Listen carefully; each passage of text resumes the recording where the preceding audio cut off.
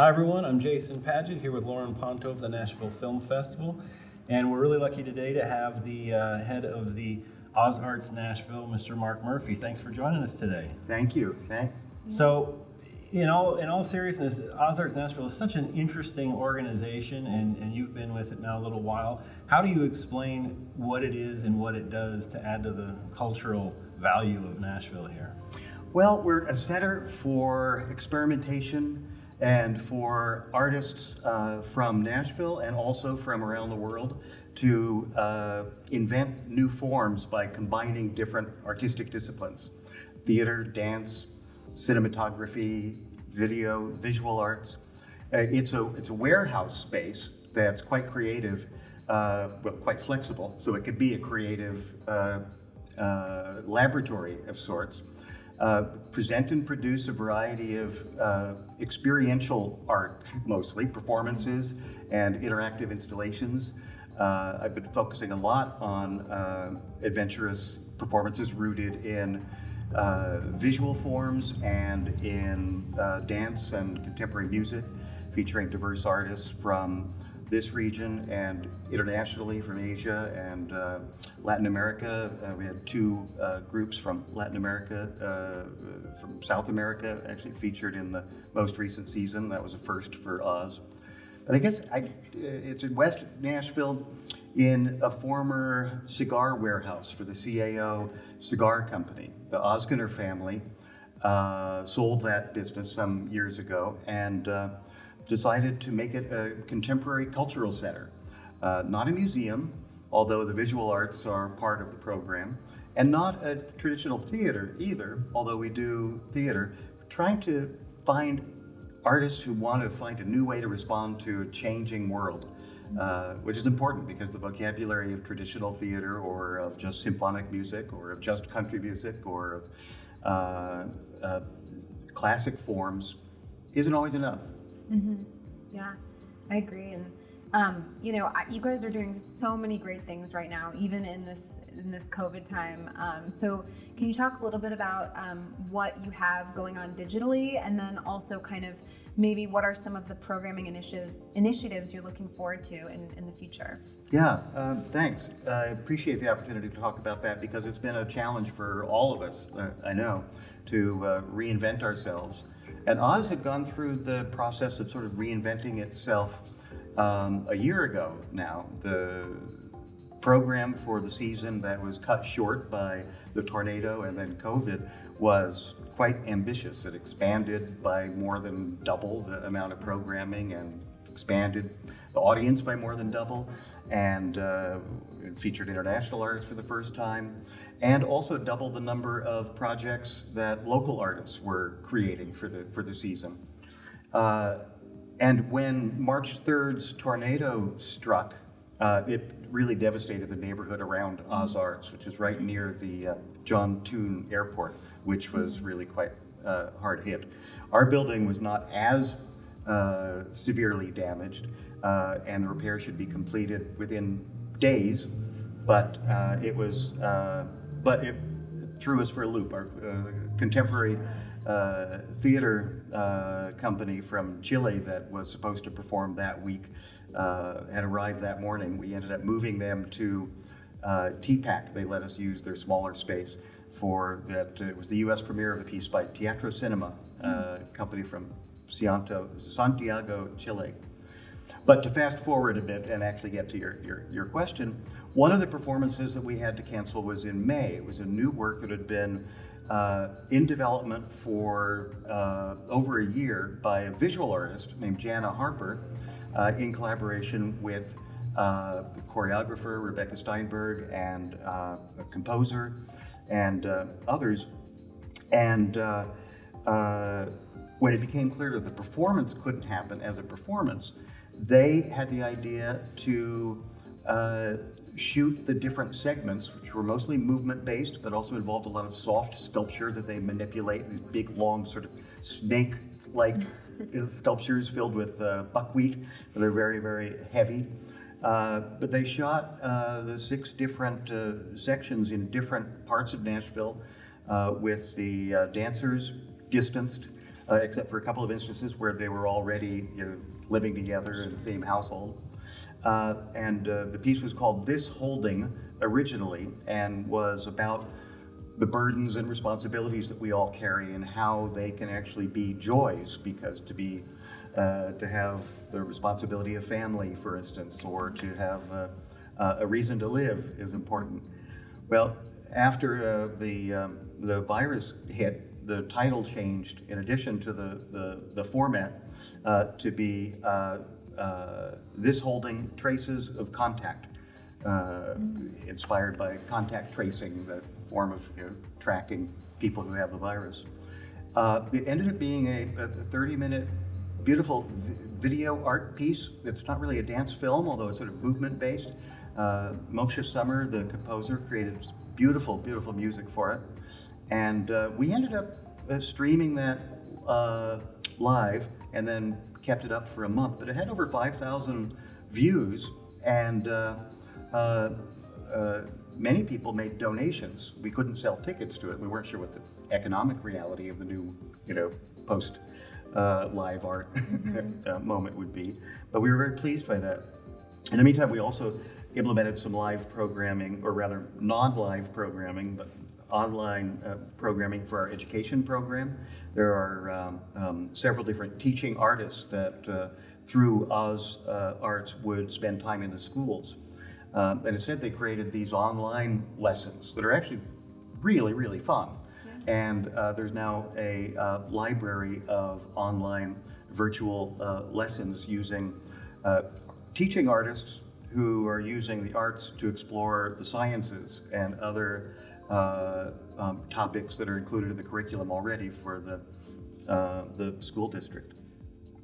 And we're exploring some other possibilities for the future too, combining live and pre-recorded video, and even some things that we do in the theater, we will be live streaming.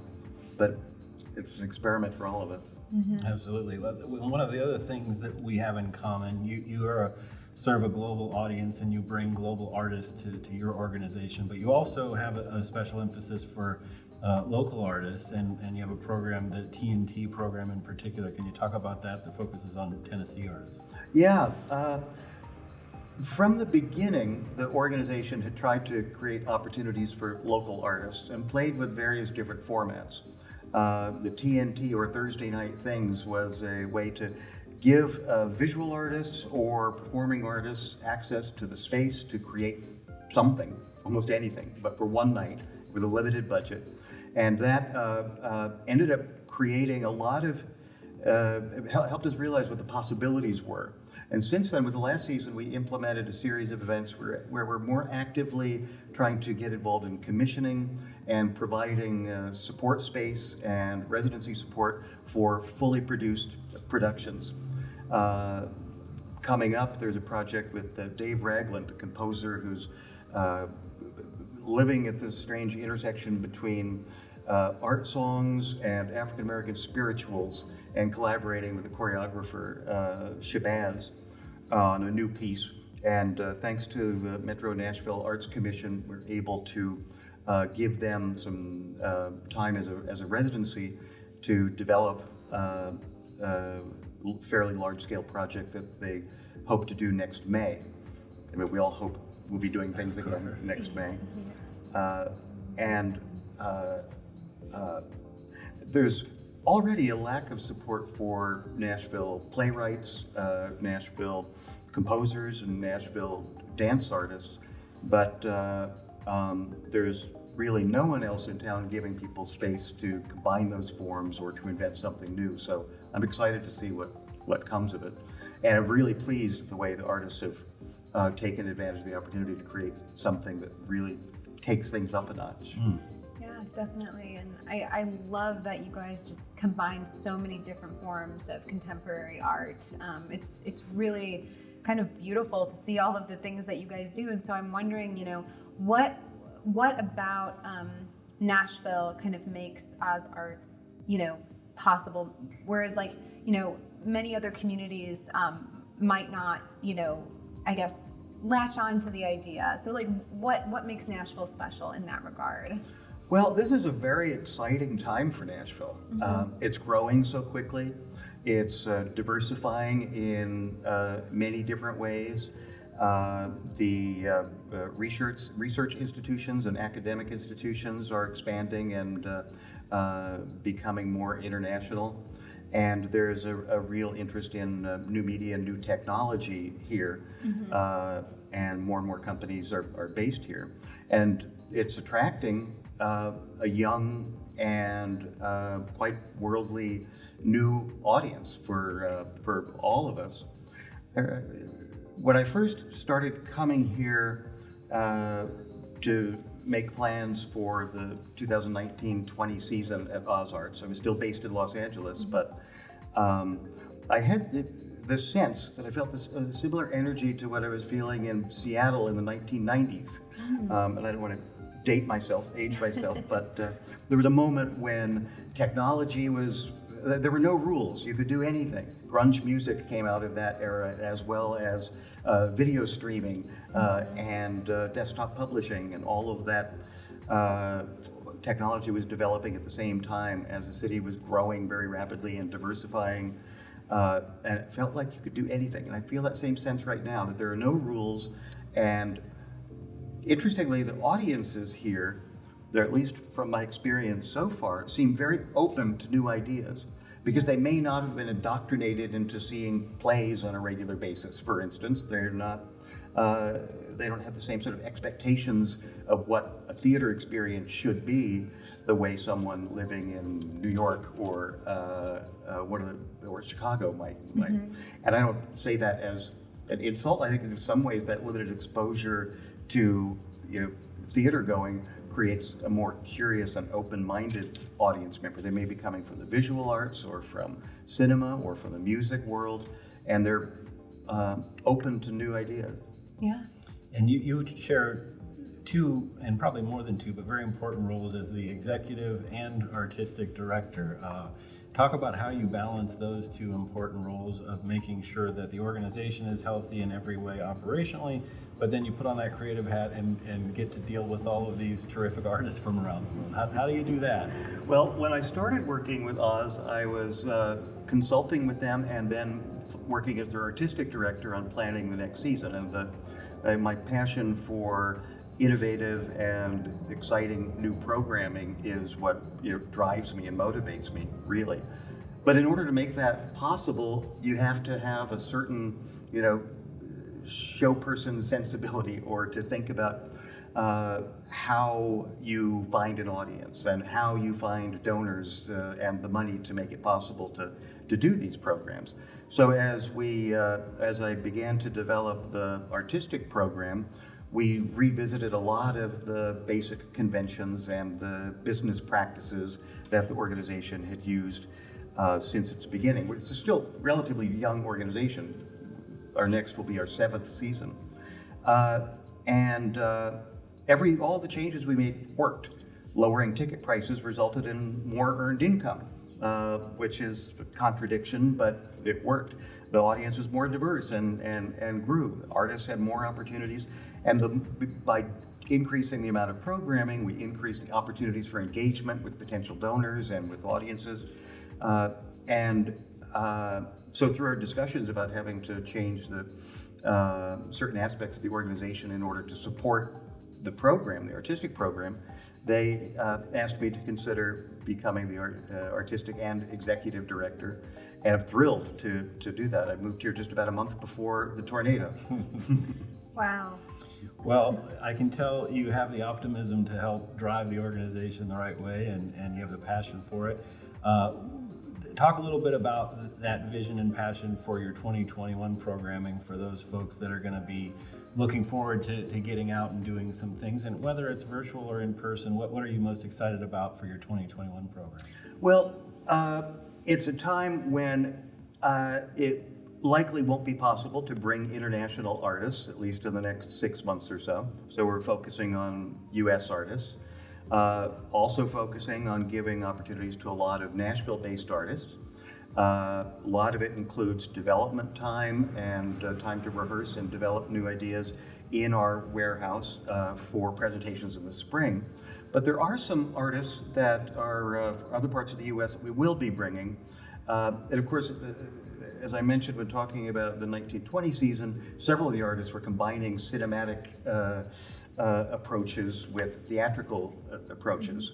And that's also an underlying theme in some of the things planned for next year, including Miwa Matreyek, animator who combines her own performance in silhouette with projected animation that she's created from two different angles. So she's actually been featured in many film festivals too, because it is both a live art and a projected art form. One of the projects that we are determined to try and make happen this fall in person is a solo performance by a man named Roger Guenveur Smith, who is a featured actor in many of Spike Lee's films, 10 of them, I think.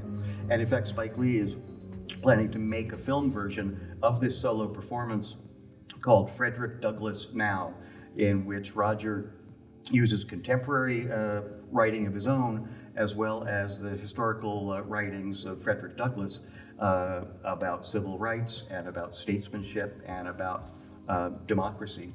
It's a very powerful piece. And then, when we can, in the spring, there's a brilliant choreographer, Ronald K. Brown, who we weren't able to present last April, but or in May rather, but hope to bring next April. And the world premiere of the new piece by Dave Ragland, composer from Nashville, who I mentioned earlier, and who is collaborating with the composer Shabazz on a piece inspired by African American spirituals as well as contemporary song and dance forms. There's also a group, this is international, so hopefully we'll be able to do it. If not, we'll do it later. A group based in Berlin called Gob Squad. It's a group of artists from the visual arts and from film and video and from theater, based in Berlin, half of them though from the UK. And they combine participatory events involving the audience with live video, which they interact with on stage and on screen. That's fantastic. Well, thanks for everything you're doing with Oz Arts Nashville. It's a terrific organization, so we encourage everyone to check it out and participate. And before we go, we want to talk a little bit about films as well. Yeah, because this is a film festival. We're going to put you on the spot for some things. So. Yeah, since this is a film festival, we're curious what maybe some of your favorite films are, and just how they might have impacted the work you do now. Yeah, well, when I think about films that have meant a lot to me, I flash back to when I was in college. It was for the first time discovering that film and cinema was something other than just entertainment. And this is the time when I discovered oh my God, now I'm thinking of it. David Lynch, for instance, yes. And Eraserhead, and also others, and John Waters. And then continued that sort of interest in alternative cinema into the 90s. Marlon Riggs is someone that I follow closely. And these days I have developed pretty eclectic taste in the film world. In terms of our film programming at Red Cat, the person who is featured most frequently and most prominently was probably Chantal Akerman, the Belgian feminist avant-garde filmmaker. But in terms of popular filmmakers that I'm always sure to see pretty much everything they make, Wes Anderson is an artist whose whimsy I find it hard to resist, and the Coen brothers, of course, and then it has been amazing to see development of new alternative Afrofuturist and other sort of renegade black cinema, which is just sort of coming into its own. Yeah, that's fantastic. Yeah, terrific. Well, thank you so much for being with us, and we're thrilled to have you as part of our 51st Nashville Film Festival. And we encourage everyone to check out Ozarks Nashville and all the great work they're doing. Thanks again, Mark. Really appreciate having you here. Thank you. so Good much. luck. Thanks.